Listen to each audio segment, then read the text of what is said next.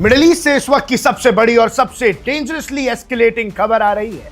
Iran ने US basis पर 5 दिन के अंदर चौथी बार हमला कर दिया है और इस हमले के अंदर 4 यूएस ट्रूप्स घायल हैं, 2 मारे जा चुके हैं और एक सर्विस मेंबर मिसिंग है यानी लापता है। जैसे ही डायरेक्टली ट्रूप क्वार्टर्स पर आके एक मिसाइल गिरी, यूएस का पूरी दुनिया में दबदबा कम हो गया। एक मैसिव फायरबॉल इरप्ट हुआ और जॉर्डन के अंदर 6 इंटरसेप्टर्स को भेदते हुए ईरान की मिसाइल्स ने अमेरिकी बेस को, अमेरिकी ठिकाने को, जहां अमेरिकी सैनिक मौजूद थे उस जगह को हिट कर दिया है। भैया सवाल बहुत बड़े हैं। क्या अमेरिका का सोफिस्टिकेटेड एयर डिफेंस शील्ड पूरी तरह फेल हो चुका है? 6 इंटरसेप्टर्स को कैसे एक ईरानियन मिसाइल भेद के आपके सैनिकों की जान ले गया? कैसे एक ईरानियन मिसाइल ने पूरी दुनिया में डोनाल्ड ट्रंप की थू-थू करा दी? और सबसे बड़ा सवाल, क्या डोनाल्ड ट्रंप की आर्मी और ईरान की आईआरजीसी अब एक full scale uncontrollable regional war की मुट्ठी में है और आईआरजीसी की ताकत मिडिल ईस्ट में ट्रंप से ज्यादा दिख रही है? इस वीडियो में हम पूरे जियोपॉलिटिकल क्राइसिस की हर एक लेयर को डिकोड करेंगे। हम इस पूरी खबर की सतह से तह तक जाएंगे। आखिर मुवाफाक साल्ती एयर बेस पर उस रात को क्या हुआ? आइए इस स्टोरी को पूरी तरह से ब्रेक डाउन करते हैं। जॉर्डन के मुवाफाक सॉल्ट एयर बेस पे, जो यूएस एयरफोर्स का एक मेजर हब माना जाता है, वहां से US fighter jets continuously Iran पर एयर स्ट्राइक्स लॉन्च कर रहे हैं। लेकिन पिछले 5 दिनों में पूरा सिनेरियो बदल गया है। ईरान ने इसी बेस को टारगेट किया है और ये पिछले 5 दिनों में चौथा अटैक था। लेकिन इस बार जो हुआ उसने पेंटागन के होश उड़ा दिए हैं। इस्लामिक रेवोल्यूशनरी गार्ड कॉर्प्स ने बैलिस्टिक मिसाइल्स और ड्रोन्स का एक कोऑर्डिनेटेड वेव लॉन्च किया। रिपोर्ट्स के मुताबिक यूएस एयर डिफेंस सिस्टम्स ने मल्टीपल इंटरसेप्टर्स फायर किए। कम से कम 6 इंटरसेप्टर्स उन्होंने लगा दिए कि भैया इस मिसाइल को रोक दो, लेकिन ईरानियन बैलिस्टिक मिसाइल्स उन्हें चकमा देते हुए, उन्हें इवेड करते हुए सीधा यूएस ट्रूप्स के लिविंग क्वार्टर्स पर जा गिरी। जी हां दर्शकों, वो क्वार्टर्स जहां पर यूएस ट्रूप्स ठहरे हुए थे। एक आई विटनेस ने यह भी बताया और एक वीडियो सोशल मीडिया पर सर्कुलेट हो रही है और इस वीडियो की माने तो इम्पैक्ट के बाद एक मैसिव फायरबॉल इरप्ट हुआ। It was absolute chaos. US soldiers अपनी जान बचाकर भाग रहे थे। उन्होंने बोला that US soldiers were running for their lives as the missile directly hit the troop quarters. यानी भैया ऐसा हमला हुआ कि वहां अफरा तफरी मच गई। अपने क्वार्टर छोड़ यूएस सैनिक भाग रहे थे, अपनी जान बचा रहे थे। ये आंखों देखी बताई गई बात है।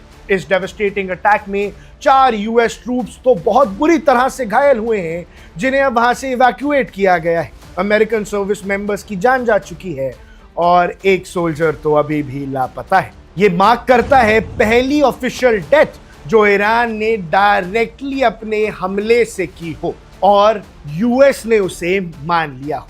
अब एक बड़ा टेक्निकल और स्ट्रैटेजिकल सवाल खड़ा होता है कि ईरानियन मिसाइल्स ने यूएस शील्ड को बेवकूफ कैसे बनाया? अमेरिका का एयर डिफेंस सिस्टम, चाहे वो पेट्रियट हो या बाकी सोफिस्टिकेटेड इंटरसेप्टर्स, उन्हें इम्पेनेट्रेबल माना जाता है, यानी उन्हें भेदा नहीं जा सकता। लेकिन एक्सपर्ट्स का कहना है कि आईआरजीसी ने यहां सैचुरेशन टैक्टिक का इस्तेमाल किया। एक साथ इतने सारे ड्रोन्स और लो फ्लाइंग क्रू मिसाइल्स के साथ बैलिस्टिक मिसाइल्स फायर किए गए, यानी ड्रोन्स, क्रूज मिसाइल्स और बैलिस्टिक मिसाइल्स तीनों एक साथ फायर कर दिए।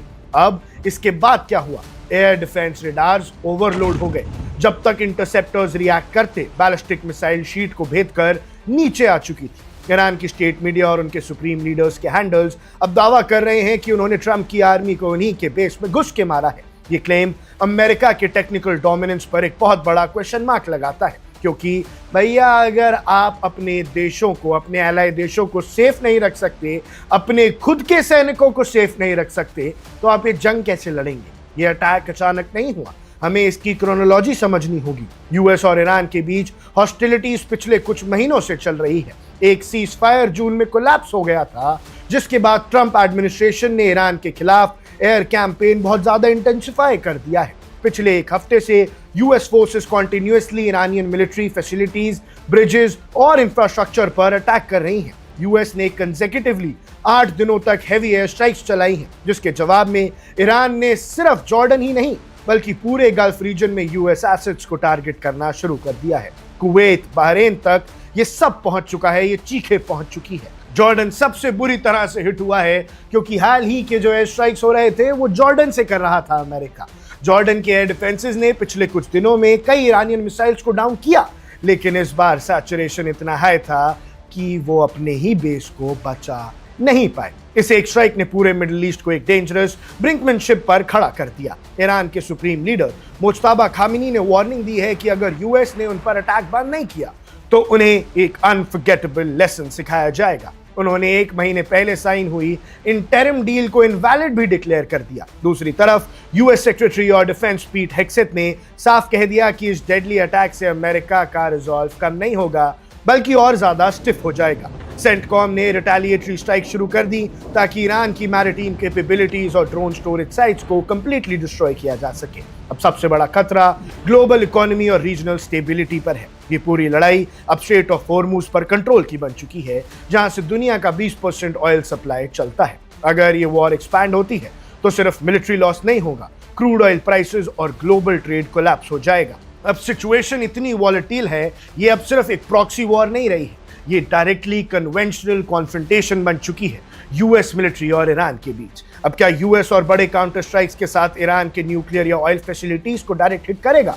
और अगर ऐसा हुआ तो क्या Iran the axis of resistance पूरे रीजन में यूएस बेसिस को कंप्लीटली ओवरवेल्म कर देगा? Middle East is sitting on a massive powder keg and the fuse has already been lit in Jordan. यानी मिडिल ईस्ट अब बारूद पर बैठा है और जो आग है वो भी जॉर्डन में लग चुकी है। क्या वेस्ट एशिया में एक ऐसा जियोपॉलिटिकल टर्न आ चुका है जिसे हम पॉइंट ऑफ नो रिटर्न कह सकते हैं? अमेरिका के सबसे पुराने और सबसे भरोसेमंद अरब एलाइज में से एक जॉर्डन ने यूएस की पीठ में चाकू घोंप दिया है। और क्या पाकिस्तान, जो अभी पिछले महीने ही एक पीस डील को ब्रोकर करवाने वाला महान देश बनने की कोशिश कर रहा था, उसकी सारी कोशिशें मिट्टी में मिल चुकी हैं। आज वेस्ट एशिया से जो खबर आ रही है वो किसी ग्लोबल थ्रिलर स्क्रिप्ट से कम नहीं है। ईरान की इस्लामिक रेवोल्यूशनरी गार्ड कॉर्प्स यानी आईआरजीसी ने एक ऐसा बॉम्ब शेल दावा किया है जिसने वॉशिंगटन से लेकर अम्मान तक सबके होश उड़ा दिए हैं। आईआरजीसी का कहना है कि उन्होंने जॉर्डन के अकाबा एयरपोर्ट पर खड़े यूएस मिलिट्री के C-17 ट्रांसपोर्ट एयरक्राफ्ट और P-8 command and control aircraft पर बैलिस्टिक मिसाइल से भयानक हमला किया है। लेकिन कहानी यहाँ खत्म नहीं होती। ईरान का सबसे बड़ा दावा यह है कि इस हमले में उन्हें किसी और ने नहीं बल्कि जॉर्डन के ही कुछ अंदर के लोगों ने इंटेलिजेंस प्रोवाइड की थी। यानी इंटेलिजेंस लीक हुआ है डायरेक्टली फ्रॉम जॉर्डन।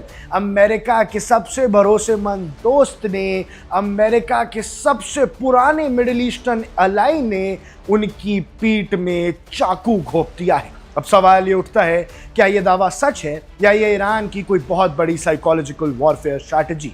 आज की इस वीडियो में हम इस पूरी कहानी के पीछे की ड्राइविंग फोर्सेस, ग्राउंड रियलिटीज और आने वाले बड़े खतरों को डिकोड करेंगे। इस पूरे मामले की सतह से तह तक जाएंगे। चलिए पहले समझते हैं कि आखिर ग्राउंड पर चल क्या रहा है। आईआरजीसी ने अभी हाल ही में एक स्टेटमेंट जारी किया है और बताया है कि ये पूरा अटैक उनके ऑपरेशन नास्र 2 की 21st वेव का हिस्सा था। उनका कहना है कि बैलिस्टिक मिसाइल्स के जरिए उन्होंने जॉर्डन के अल अज़राक एयरबेस पर यूएस फोर्सेस की 20 फैसिलिटीज या हंगार्स को पूरी तरह से तबाह कर दिया है। ईरान का दावा है कि इसमें डजन्स यानी दर्जनों अमेरिकी सैनिक मारे गए हैं। हालांकि वॉशिंगटन और पेंटागन का डेटा थोड़ा अलग है। यूएस ऑफिशियल्स का कहना है कि जब से ये फ्रेश कॉन्फ्लिक्ट शुरू हुआ है उनके टोटल 17 सर्विस मेंबर्स की जान गई है। पर कैजुअलिटी काउंट जो भी हो, बात यहाँ नंबर्स की नहीं है, बात इंपैक्ट और लोकेशन की है। हमला जॉर्डन की धरती पर हुआ है जहां यूएस मिलिट्री का बहुत बड़ा सेटअप है और इसी सेटअप को टारगेट करने के लिए ईरान ने जॉर्डन के लोगों का शुक्रिया अदा किया है। उनका कहना है कि जॉर्डन के लोकल लोगों ने उन्हें क्रिटिकल कोऑर्डिनेट्स और इंटेलिजेंस दी जिसके दम पर उन्होंने अकाबा एयरपोर्ट और अल अजराक एयरबेस पर इतने प्रिसाइज अटैक्स किए। अब सोचिए, अगर ये बात 10% भी सच है तो ये यूएस जॉर्डन रिलेशंस के लिए एक मौत का फतवा है। जॉर्डन हमेशा से अमेरिका का एक स्टॉन्च रीजनल एलाय रहा है, लेकिन पिछले कुछ वक्त में गाजा और मिडिल ईस्ट में जो चल रहा है उसकी वजह से जॉर्डन की आम जनता में अमेरिका के खिलाफ गुस्सा बहुत ज्यादा बढ़ चुका है। तो क्या ये वही गुस्सा है जो अब इंटेलिजेंस लीक्स के रूप में सामने आ रहा है, या फिर ईरान सिर्फ डोनाल्ड ट्रंप एडमिनिस्ट्रेशन और यूएस मिलिट्री के बीच एक डीप मिसट्रस्ट पैदा करने की कोशिश कर रहा है? एक्सपर्ट्स का मानना है कि ये ईरान का एक मास्टर स्ट्रोक साइकोलॉजिकल मूव हो सकता है ताकि यूएस अपने ही पार्टनर्स पर शक करने लगे। लेकिन इस पूरे मामले का एक और पहलू है और वो है यूएस का रिटेलिएशन। सेंटकॉम यानी यूएस सेंट्रल कमांड पिछले कंसेक्यूटिव 9 नाइट से यानी लगातार 9 रातों से ईरान के अंदर हेवी एयर स्ट्राइक्स कर रहा है। यूएस मिलिट्री के फाइटर जेट्स ईरान के स्ट्रैटेजिक इंफ्रास्ट्रक्चर, उनके ब्रिजेस, उनकी इलेक्ट्रिसिटी ग्रिड्स और आईआरजीसी के ठिकानों को कॉन्टिन्यूअसली बॉम्ब कर रहे हैं। डोनाल्ड ट्रंप ने साफ कह दिया है कि we hit them very hard, और ये स्ट्राइक्स उन अमेरिकन सोल्जर्स के सम्मान में है जिन्होंने अपनी जान गंवाई है। और इस वॉर का इम्पैक्ट अब सिर्फ जमीन पर नहीं बल्कि समुद्र में भी दिख रहा है। स्ट्रेट ऑफ हॉर्मुज, जो पूरी दुनिया के ऑयल सप्लाई की धड़क है, वहां पर तनाव अपने पीक पर पहुंच गया है। ओमान की कोस्ट लाइन के पास एक ब्रिटिश कमर्शियल शिप में आग लगने की खबर आई है, और वहीं दूसरी तरफ आईआरजीसी ने खुलेआम एक्सेप्ट किया है कि वो इस चोक पॉइंट में कमर्शियल टैंकर्स को टारगेट कर रहा है। सिचुएशन इतनी क्रिटिकल हो चुकी है कि यूएस नेवी ने कमर्शियल वेसल्स को साफ इंस्ट्रक्शन दी है कि वो इन सी लेन से पूरी तरह दूर रहे जो ईरानियन कमांड के अंडर आती हैं। अब थोड़ा पीछे चलते हैं और इस पूरे सिनेरियो की सबसे बड़ी आयरनी को देखते हैं, जिस पिछले महीने यानी जून में पाकिस्तान ने एक मीडिएटर का रोल प्ले करते हुए यूएस और ईरान के बीच एक historic memorandum of understanding sign करवाया था। सबको लगा था कि शायद वेस्ट एशिया में अब शांति आएगी, दोनों देश एक लास्टिंग पीस अग्रीमेंट की तरफ बढ़ेंगे, लेकिन वो एमओयू अब सिर्फ एक कागज का टुकड़ा बनकर रह गया है। जून में पीस डील साइन होती है और जुलाई आते आते दोनों देश फुल स्केल अनडिक्लेयर्ड वॉर में इंगेज हो जाते हैं। इस वक्त सिचुएशन ये है कि पूरे रीजन में एक डोमिनो इफेक्ट शुरू हो गया है। ईरान सिर्फ जॉर्डन को ही नहीं बल्कि उन तमाम अरब नेशंस को टारगेट कर रहा है जहां यूएस मिलिट्री के बेसिस हैं। बहरीन, कुवैत और जॉर्डन के एयर डिफेंस नेटवर्क्स इस वक्त रेड अलर्ट पर हैं।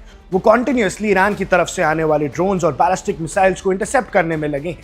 मनामा, जो बहरान की कैपिटल है, वहां पर यूएस एम्बेसी ने इमरजेंसी सिक्योरिटी एडवाइजरी जारी की है कि ईरान सेंट्रल लोकेशंस को टारगेट कर सकता है। यहां तक कि इजराइल ने भी एक वार्निंग इशू की है कि जो ईरानियन मिसाइल्स जॉर्डन की तरफ ट्रैक हो रही हैं उनसे बॉर्डर एरियाज में भयानक वाइल्ड फायर्स लग सकती हैं जो इजराइल की टेरिटरी तक पहुंचेंगी। तो आखिर में बॉटम लाइन क्या है? वेस्ट एशिया इस वक्त एक ऐसी आग में चल रहा है जहां डिप्लोमेटिक सॉल्यूशंस फेल हो चुके हैं। ईरान ने जॉर्डन का नाम बीच में घसीटकर एक नया जियोपॉलिटिकल ट्रैप बिछा दिया है। अब अमेरिका को समझ नहीं आएगा कि जॉर्डन पे भरोसा किया जाए कि नहीं किया जाए। अमेरिका अब हिल जाएगा। ट्रंप को अब बिल्कुल कुछ नहीं समझ आ रही होगी कि भैया जॉर्डन हमारा दोस्त है, हमारा दुश्मन है। जॉर्डन की आवाम ही उसकी सरकार के खिलाफ है। जॉर्डन के मुसलमान कहीं ईरान की तरफ तो नहीं है। और इन सभी बातों की वजह से अब अमेरिका की पकड़ मिडिल ईस्ट में बहुत कमज़ोर होती दिख रही है। और अगर अमेरिका इस ट्रैप में फंसता है और जॉर्डन पर शक करता है तो रीजनल स्टेबिलिटी पूरी तरह से कोलैप्स हो जाएगी। और अगर ये अटैक्स ऐसे ही चलते रहे तो स्ट्रेट ऑफ हॉर्मुज का ब्लॉकेड पूरे ग्लोबल इकोनॉमी को क्रैश कर सकता है। आज वेस्ट एशिया जिस मोड पर खड़ा है वहां से हर एक रास्ता एक बड़े ग्लोबल कैटास्ट्रोफी की तरफ जाता दिख रहा है।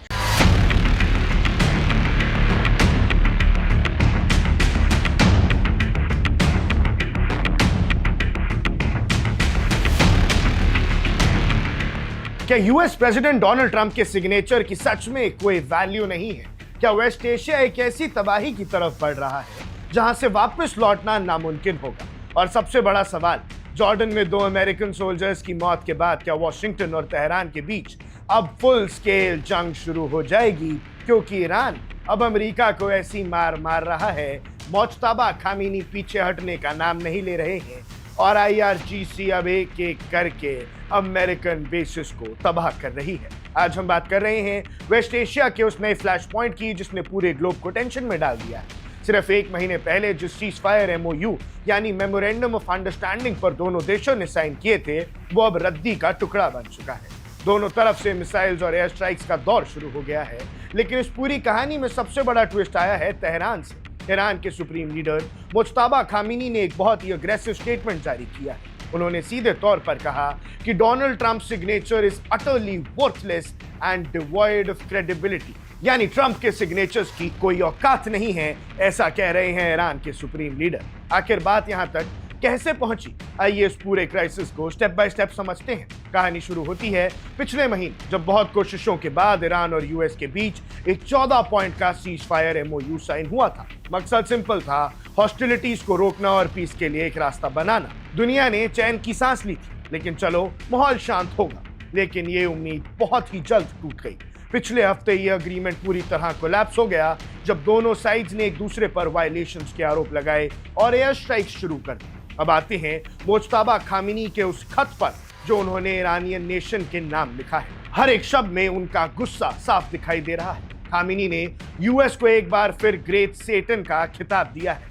उनका कहना है कि यूएस ने इस 14 पॉइंट एग्रीमेंट को बार बार ब्रीच किया है। उन्होंने लिखा है कि सॉर्सियन एंड ब्रुटैलिटी, यानी जबरदस्ती, तानाशाही और बेरहमी, ये अमेरिका के डॉक्ट्रीन का हिस्सा है। उनके मुताबिक इस ब्रेकडाउन ने अमेरिका के असली अनमास्क्ड चेहरे को दुनिया के सामने लाकर खड़ा कर दिया है और दुनिया को दिखा दिया है कि अमेरिका कितना निर्दयी है। लेकिन खामिनी सिर्फ आरोप लगाकर नहीं रुके, उन्होंने अमेरिका को एक खुली चेतावनी दी। उन्होंने कहा कि अगर अमेरिकन एनिमी ने कॉन्फ्लिक्ट को और एस्केलेट करने की कोशिश की तो ईरान और उसकी रेजिस्टेंस फ्रंट, जिसमें उनके रीजनल अलाइज शामिल हैं, यूएस को ऐसा अनफॉरगेटेबल लेसन, यानी ऐसा सबक सिखाएंगे जो वो कभी भूल नहीं पाएंगे। साथ ही उन्होंने ईरान के लोगों और सरकारी इंस्टीट्यूशन से कहा है कि वो क्रिमिनल और कनिंग यूएस के खिलाफ एकजुट रहे। अब सवाल ये उठता है कि क्या ये सिर्फ बातों की जंग है? बिल्कुल नहीं। जमीन पर हालात बहुत तेजी से खराब हो रहे हैं। अमेरिका ने इसे बहुत ही भयंकर जवाब दिया है। यूएस सेंट्रल कमांड ने कंफर्म किया है कि उन्होंने ईरान के ऊपर फ्रेश एयर स्ट्राइक्स लॉन्च किए हैं और अमेरिका के इस एक्शन के पीछे एक बहुत बड़ा और दर्दनाक कारण है। हाल ही में जॉर्डन में एक अटैक हुआ था जिसमें 2 अमेरिकन सर्विस मेंबर्स की मौत हो गई। एक मिसिंग है और 4 गंभीर रूप से घायल हैं, जिंदगी और मौत की लड़ाई लड़ रहे हैं। यूएस मिलिट्री का कहना है कि यह अटैक ईरान की रेवोल्यूशनरी गार्ड ने किया है और इसी का बदला लेने के लिए उन्होंने स्विफ्टली पुश करने के लिए अमेरिका ने ये नए अटैक शुरू किए हैं ताकि ईरान की मिलिट्री कैपेबिलिटी को डिग्रेड किया जा सके। पर ईरान पीछे हट कहाँ रहा है? अब आगे क्या होगा? एक तरफ ईरान है जो ट्रंप के प्रोमिसेस को धोखा बता रहा है और रेजिस्टेंस फ्रंट के दम पर सबक सिखाने की बात कर रहा है, सबक सिखा भी रहा है। कुवैत, जॉर्डन, बहरीन, सऊदी अरब, यूएई, हर जगह तहलका मचा दिया है। दूसरी तरफ यूएस है जो अपने सोल्जर्स की मौत का बदला लेने के लिए पूरी ताकत से अब स्ट्राइक्स कर रहा है। यूएस के सोल्जर्स मारे जा चुके हैं, इसीलिए अब जो पलटवार यूएस करेगा वो काफी बड़ा हो सकता है। एक जर्नलिस्ट के तौर पर अगर हम इस सिचुएशन को देखें तो ये सिर्फ 2 नेताओं की लड़ाई नहीं है, ये पूरे वेस्ट एशिया को एक मैसिव इंस्टेबिलिटी की तरफ धकेलना है। अगर ये स्ट्राइक्स नहीं रुके तो आने वाले दिनों में हमें एक बड़ी रीजनल वॉर देखने को मिलेगी जिसका असर पूरे ग्लोबल ऑयल सप्लाई और इकोनॉमी पर दिखेगा। लेकिन मुज्तबा खामिनी के इस खत से, इस चिट्ठी से, इस मैसेज से एक बात तो साफ हो गई है कि वो पीछे हटने वाले नहीं हैं और ना ही अब वो किसी समझौते के, किसी डिप्लोमेटिक रास्ते पे चलने वाले हैं। मुज्तबा खामिनी के स्टांस ने दिखा दिया है कि अब यूएस की खैर नहीं, यूएस का कोई भी बेस नहीं बख्शा जाएगा और मिडिल ईस्ट के अंदर हर तरफ मिसाइल्स, ड्रोन्स की आवाज आपको सुनाई देगी। और भैया अगर ज्यादा परेशान करोगे तो एसिमेट्रिक वॉरफेयर तो है ही। स्ट्रेट ऑफ हॉर्मुज पर ईरान का कब्जा है और अगर वो चाहे तो हुतीज, हिजबुल्लाह और इराकी मिलिशियास को बोल के बाबल मैंडेट भी बंद करवा सकता है, पूरी दुनिया की इकोनॉमी का बट्ठा बिठा सकता है। ये है ईरान की ताकत इस वक्त, जो भली भांति जानते हैं ट्रंप, और अब अपने सोल्जर्स को खोने के बाद पीछे कैसे हटेंगे। दर्शकों, ये अनफॉरगेटेबल लेसन की वार्निंग अब एक बड़े युद्ध में बदलने वाली है और देखते ही देखते कब ये विश्व युद्ध 3 में बदल जाएगी, ये कोई भी सोच समझ या प्रेडिक्ट नहीं कर सकता। दोस्तों, मिडिल ईस्ट इस वक्त एक महाविनाश की कगार पर खड़ा है। युद्ध की आग इतनी भड़क चुकी है कि एक तरफ आसमान से मिसाइल्स बरस रही हैं तो दूसरी तरफ पर्दे के पीछे महाशक्तियां घुटनों पर आकर समझौते की भीख मांग रही हैं। आज की सबसे बड़ी और चौंकाने वाली खबर यही है दुनिया के सबसे पावरफुल देश अमेरिका ईरान के सामने सरेंडर करने को क्या मजबूर हो गया है? क्या डोनाल्ड ट्रंप ने सच में ईरान से सीज फायर यानी युद्ध विराम की भीख मांगी है? और ईरान का वो खौफनाक जवाब क्या है जिसने पूरी दुनिया को हिलाकर रख दिया है? आज की इस वीडियो में हम इस जियोपॉलिटिकल थ्रिलर की एक एक परत को खोलेंगे, इस कहानी की सतह से तह तक जाएंगे। शुरुआत करते हैं उस खबर से जिसने वॉशिंगटन से लेकर दोहा तक हड़कंप मचा दिया है। ईरान ने अमेरिका के सपोर्ट वाले 10 दिनों के कतरी सीज फायर प्रपोजल को ना सिर्फ लात मारी है बल्कि उसके साथ मिसाइल दागकर अपनी मंशा भी साफ कर दी है। ईरान की तरफ से सीनियर एनालिस्ट और उनकी नेगोशिएटिंग टीम्स के बेहद करीबी सलाहकार मोहम्मद मरांदी ने अमेरिका को एक सीधा और ब्लंट मैसेज दे दिया है कि don't even think about it, यानी इसके बारे में सोचना भी मत। अब समझने वाली बात यह है कि इस 10 दिन के सीज फायर प्रपोजल में ऐसा क्या था और अमेरिका इसके लिए इतना उतावला क्यों है। दरअसल इस प्रपोजल के तहत स्ट्रेट ऑफ हॉर्मुज के 2 बेहद क्रिटिकल शिपिंग लेन्स को फिर से खोलने की बात की गई है। स्ट्रेट ऑफ हॉर्मुज दुनिया की वो दुखती रग है जहां से ग्लोबल ऑयल सप्लाई का बड़ा हिस्सा गुजरता है और ये अगर बंद रहा तो दुनिया भर में तेल की कीमतें फिर आसमान छू लेंगी और अमेरिकन इकोनॉमी चरमराएगी। ट्रंप प्रशासन इसी तबाही से बचना चाहता है, लेकिन ईरान का रुख बिल्कुल साफ है। ईरान का कहना है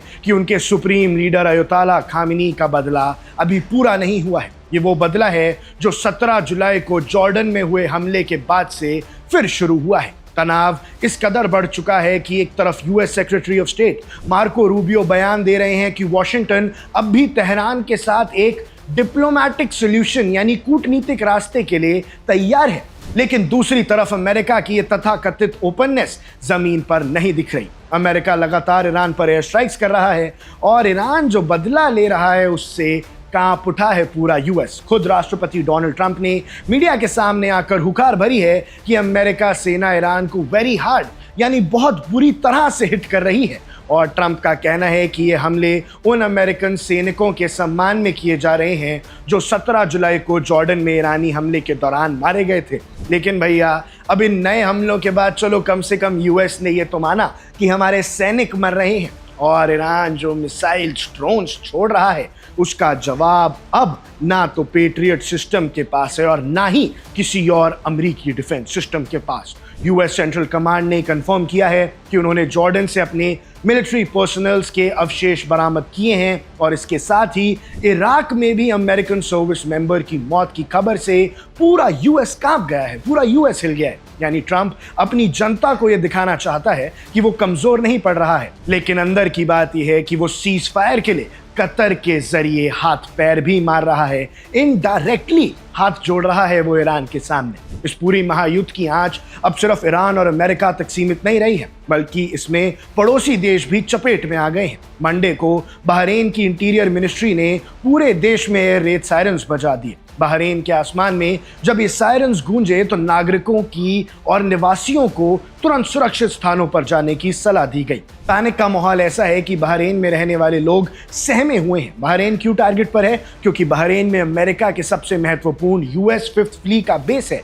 बहरीन और कुवैत जैसे देश जो अमेरिकन मिलिट्री इंस्टॉलेशंस को होस्ट करते हैं वो इस वक्त ईरान के सीधे निशाने पर हैं। अमेरिका और ईरान के बीच इस महीने की शुरुआत में एक सीज फायर और मेमोरेंडम ऑफ अंडरस्टैंडिंग साइन हुआ था, लेकिन वो समझौता पूरी तरह से टूट चुका है और इन खाड़ी देशों को भुगतना पड़ रहा है। मनामा में मौजूद अमेरिकन एम्बेसी ने तो बाकायदा इंटेलिजेंस इनपुट जारी किया है कि ईरान सेंट्रल मनामा में किसी भी वक्त बड़ा हमला कर सकता है। तो कहानी का लबुलाब ये है दोस्तों कि एक तरफ डोनाल्ड ट्रंप मीडिया के सामने आकर अपनी ताकत की नुमाइश कर रहे हैं, भारी भरकम हमलों का दावा कर रहे हैं, वहीं दूसरी तरफ चैनल डिप्लोमेसी के जरिए कतर को आगे करके ईरान से मिसाइल रोकने की गुहार लगा रहे हैं, ईरान से युद्ध विराम के लिए हाथ पैर जोड़ रहे हैं। लेकिन ईरान की इस्लामिक रेवोल्यूशनरी गार्ड कॉर्प्स इस वक्त किसी समझौते के मूड में नहीं दिख रही है। उनके पास अपर हैंड है और वो उसे बरकरार रखना चाहती है। उन्होंने साफ कर दिया है कि अमेरिका के इस प्रपोजल की जगह सिर्फ कूड़ेदान में है।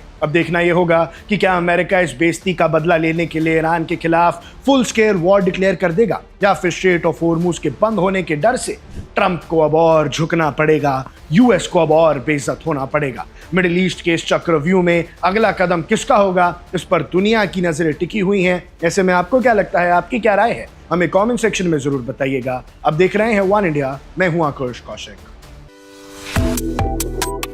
Subscribe to One India and never miss an update. Download the One India app now.